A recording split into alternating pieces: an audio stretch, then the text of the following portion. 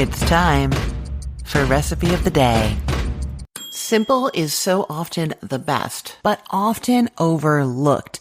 And that is the case when it comes to poaching salmon. If you've never had poached salmon before, if you've never poached it yourself, you've got to try it. It is just such a gentle and subtle cooking method that it really lets the flavor of the salmon shine. And so I'm going to tell you how to do this very basic, simple, and lovely technique today. Simple poached salmon with a really beautiful dill lemon sauce. I'm going to start by talking about the sauce because as much as you do have time while the salmon is cooking to make the sauce, this kind of thing always tastes better if it has a little bit of time to sit in the fridge. So doing it first and then putting it in the fridge so that the flavors can meld is going to be the best bet. So for this sauce, you're just going to get a small bowl and you're going to mix together 3/4 of a cup of sour cream, or you can use Greek style yogurt, just plain Greek yogurt, or some creme fraiche. If you can get your hands on creme fraiche, it is always a treat in this kind of sauce. So good with salmon, so good with dill. To that, you're adding a tablespoon of chopped fresh chives and a tablespoon of chopped fresh dill. I always like to add a little bit extra so that you can garnish it later, but you don't have to do that. The 1 tablespoon of each is fine.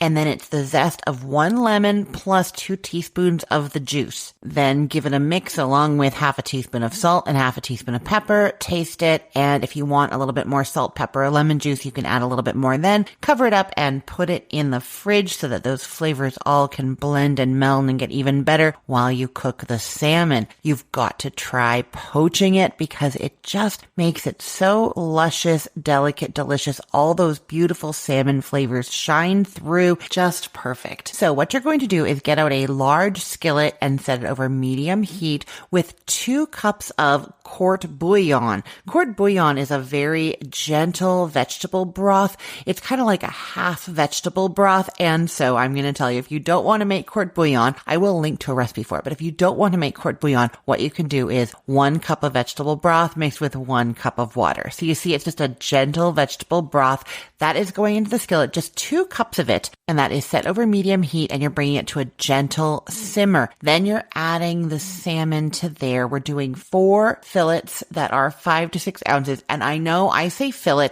It is because I'm Canadian and we use the British pronunciation. I got a whole bunch of flack on this on Instagram because I have this great salmon video and a whole bunch of people got really upset that I don't say fillet. I say fillets. I'm sorry. But then I also say sorry wrong too, right? Anyhow.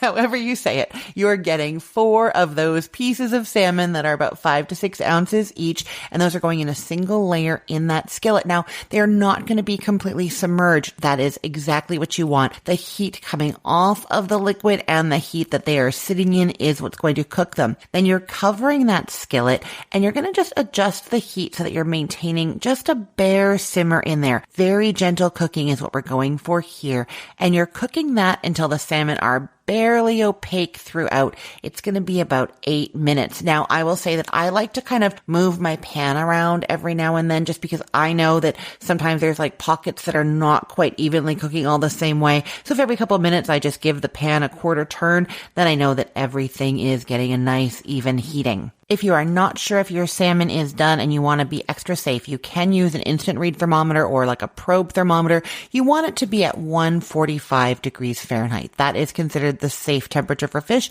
If you like your fish a little bit less done than that, you can watch for a lower temperature. That is up to you. Once it has reached the temperature that you want or the opaqueness, doneness that you want in the middle, use a slotted spatula to get that salmon out, go underneath and very gently transfer it to a platter and then get that delicious herby lemon sauce that you made, dollop that on top, sprinkle it with any extra chopped chives or dill that you had, and then serve with more of that sauce on the side because you're never going to have enough of that, right? I cannot wait for you to try this very simple technique. I will put the link to this recipe in the show notes for this podcast episode, or you can head to cookthestory.com/ROTD and get it there. Everything there is arranged by date, so it's helpful to know that today is April 16th of 2025. And if you are not already, make sure you are subscribed to this podcast. You can subscribe at that same place, cookthestory.com/ROTD. When you go there, you'll see the little links for Apple Podcast and Spotify, that kind of thing there. So if you're on your phone, you just tap those and you will be taken to the podcast, and you can subscribe or follow there, or go to your favorite podcast app, whatever you like to listen to podcasts on, and search for Recipe of the Day. There you will find me. I'm Christine Pittman from cookthestory.com, thecookful.com, the all-new chicken cookbook, and from this podcast, Recipe of the Day. I hope you have a great day. Let's get cooking.